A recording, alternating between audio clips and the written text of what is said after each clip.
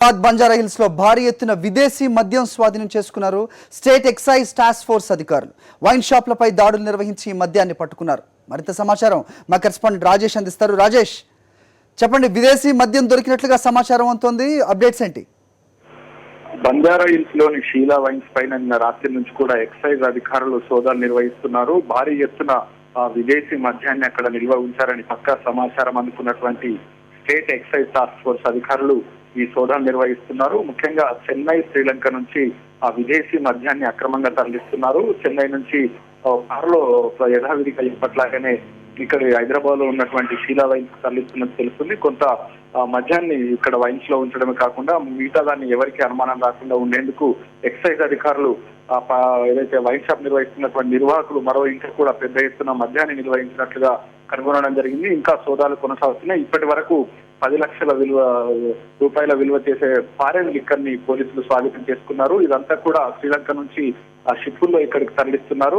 చెన్నైకి సరుకులు వచ్చిన తర్వాత దాన్ని హైదరాబాద్ కు కార్లలో తరలిస్తున్నట్లు కూడా ఎక్సైజ్ అధికారుల దృష్టికి రావడం జరిగింది. దీనిపైన ఇంకా పూర్తి స్థాయిలో విచారణ జరపాల్సి ఉందని అధికారులు చెప్తున్నారు. ఇదే కాకుండా షీలా వైన్స్ లోనే కాకుండా ఇంకా ఎక్కడైనా హైదరాబాద్ లోని వివిధ ప్రాంతాల్లో కూడా ఇలాంటి విదేశీ మద్యాన్ని అక్రమంగా నిల్వ చేసినట్లుగా కూడా అధికారుల దృష్టికి వచ్చింది. వాటిపైన కూడా సోదాలు నిర్వహిస్తామని అధికారులు చెప్తున్నారు. హరి, అంటే దొరికింది కొంత మొత్తమేనా? ఇది జస్ట్ చిన్న చిన్న క్లూ అంటారా? ఇంకా మిగతా చాలా పెద్ద మొత్తంలో ఉందంటున్నారా పోలీసులు?